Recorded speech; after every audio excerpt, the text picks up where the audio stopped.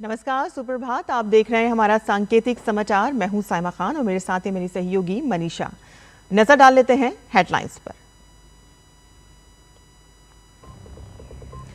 Heads of missions conference में प्रधानमंत्री नरेंद्र मोदी हुए शामिल।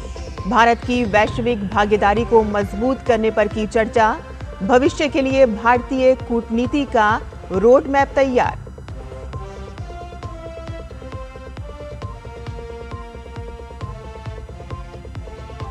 गृह मंत्री अमित शाह का लद्दाख दौरा। भगवान बुद्ध के पवित्र अवशेषों का करेंगे दर्शन। साथ ही 10,000 लीटर उत्पादन की क्षमता वाले डेयरी प्लांट की रखेंगे आधारशिला।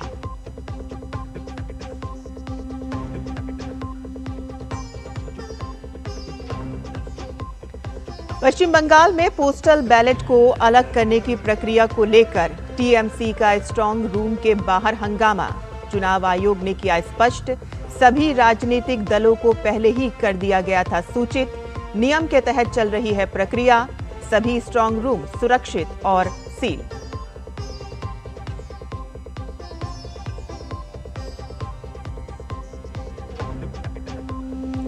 डोनाल्ड ट्रंप का बयान, ईरान अमेरिका के साथ डील करने के लिए आतुर। उसकी अर्थव्यवस्था हो चुकी है पूरी तरह से तबाह। ईरान ने कहा कि अगर फिर से हमले हुए तो मिलेगा करारा जवाब।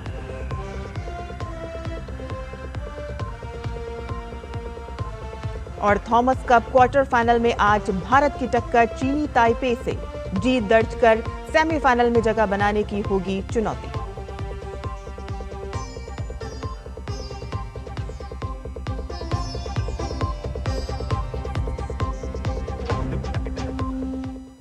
और अब समाचार विस्तार से। प्रधानमंत्री नरेंद्र मोदी नई दिल्ली में हेड्स ऑफ मिशंस कॉन्फ्रेंस में शामिल हुए।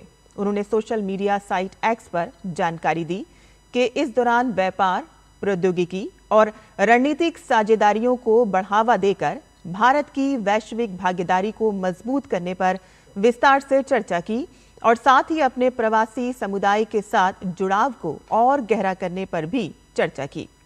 गौरतलब है कि 11वें हेड्स ऑफ मिशंस कॉन्फ्रेंस का आयोजन 28 से 30 अप्रैल तक नई दिल्ली में आयोजित किया गया, जिसका विषय 2047 के लिए भारतीय कूटनीति में सुधार था।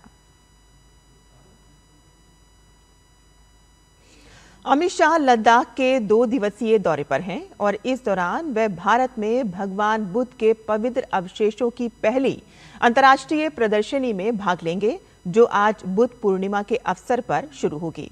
इसके अलावा अमित शाह करगिल में 10 TLDP क्षमता वाले डेयरी प्लांट का शिलान्यास करेंगे।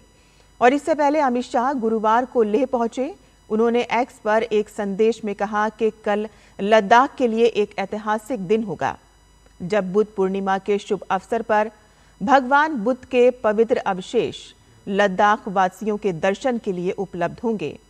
शाह ने अपने संदेश में कहा कि मैं स्वयं को सौभाग्यशाली मानता हूं कि मुझे भी कल इन पावन अवशेषों के दर्शन का दुर्लभ अवसर प्राप्त होगा। उन्होंने कहा कि इन पवित्र अवशेषों के आगामी 2 सप्ताह तक लद्दाख वासियों को सुगमता से दर्शन हो सके। इस संबंध में आज लद्दाख के उपराज्यपाल, नेताओं और संबंधित अधिकारियों के साथ बैठक की।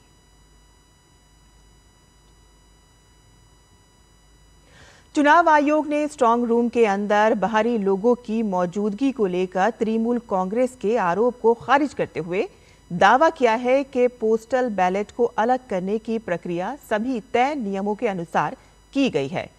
राज्य के मुख्य निर्वाचन अधिकारी मनोज अग्रवाल ने कल देर शाम संवाददाता सम्मेलन में इन आरोपों को खारिज किया और पूरी प्रक्रिया के बारे में विस्तार से जानकारी दी।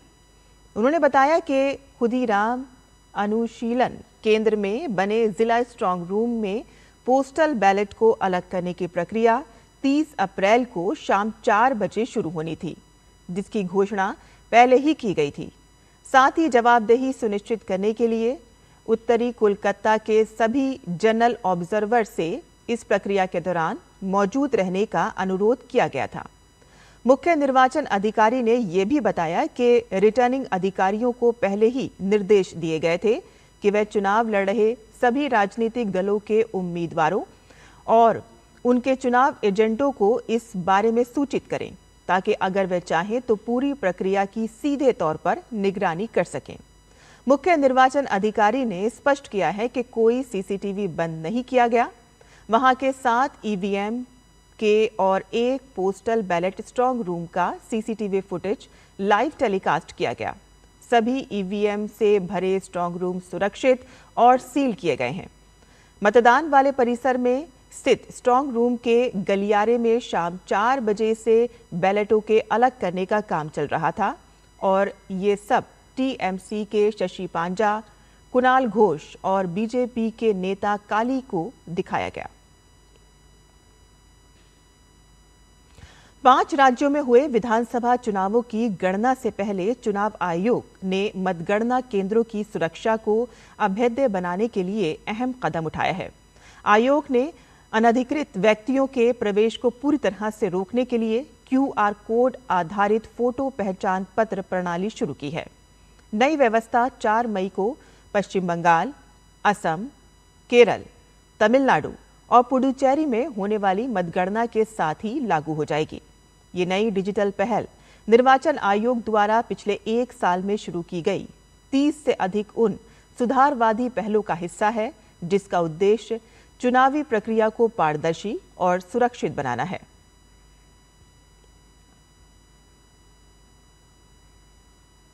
आज बुद्ध पूर्णिमा है। देश भर में भगवान बुद्ध की 2570वीं जयंती के अवसर पर विशेष आयोजन हो रहे हैं। आज ही के दिन भगवान बुद्ध का जन्म, ज्ञानोदय और महापरिनिर्वाण हुआ था। भगवान बुद्ध का जन्म नेपाल के लुम्बिनी में हुआ था और इस दिन विशेष रूप से बौद्ध मठों और मंदिरों में पूजा, उपासना और ध्यान साधना की जाती है। साथ ही बुद्ध के सिद्धांतों और उनके उपदेशों का पालन करने की शिक्षा दी जाती है। बुद्ध पूर्णिमा के अवसर पर राष्ट्रपति द्रौपदी मुर्मू ने देशवासियों को शुभकामनाएं दी। उन्होंने कहा कि बुद्ध पूर्णिमा के शुभ अवसर पर मैं सभी नागरिकों और दुनिया भर में भगवान बुद्ध के फैले अनुयायियों को हार्दिक शुभकामनाएं और बधाई देती हूं। देश में आज से डिजिटल गेमिंग के सेक्टर में नया अध्याय शुरू होने जा रहा है। केंद्र सरकार द्वारा अधिसूचित ऑनलाइन गेमिंग प्रोत्साहन और विनियमन नियम 2026 आज से प्रभावी हो जाएगा। ये नियम देश में अवैध सट्टेबाजी और मनी गेम्स पर लगाम लगाने के साथ साथ ई स्पोर्ट्स के लिए एक सुरक्षित माहौल तैयार करेंगे। नए नियमों के तहत सरकार ने स्पष्ट कर दिया है कि किसी भी प्रकार का ऑनलाइन मनी गेम जिसमें दाव लगाना या मौद्रिक लाभ की अपेक्षा शामिल हो पूरी तरह से प्रतिबंधित होगा और इन खेलों के विज्ञापन और प्रचार पर भी रोक लगा दी गई है। पश्चिम एशिया संकट पर अमेरिकी राष्ट्रपति डोनाल्ड ट्रंप ने एक बार फिर से दावा किया है कि ईरान समझौते के लिए बेताब है। अमेरिका ने ईरान की न्यूक्लियर कैपेसिटी खत्म करने का दावा किया है। ट्रंप का दावा है कि ईरान की नेवी, एयरफोर्स और हर तरह का इक्विपमेंट लगभग खत्म हो गया है। उन्होंने दावा किया है कि ईरान की करीब 82% ड्रोन फैक्ट्रियां बंद हो गई हैं और वो डील करने के लिए बेताब है। अमेरिका का कहना है कि ईरान के परमाणु कार्यक्रम पर रोक की शर्त पर भी युद्ध विराम हो सकता है। वहीं दूसरी तरफ ईरान ने किसी भी दबाव में बातचीत से इनकार कर दिया है।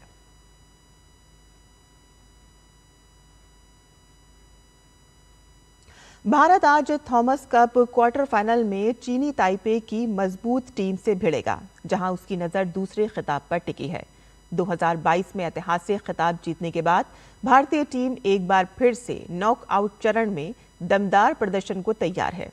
ग्रुप ए में दूसरे स्थान पर रहते हुए भारत ने कनाडा और ऑस्ट्रेलिया को हराया, जबकि चीन से करीबी मुकाबले में हार मिली। भारतीय टीम की उम्मीदें लक्ष्य सेन पर टिकी होंगी, जिन्हें टीम को मजबूत शुरुआत देनी होगी। आयुष शेट्टी शानदार फॉर्म में है और लगातार 3 जीत के साथ टीम के भरोसेमंद खिलाड़ी बनकर उभरे हैं।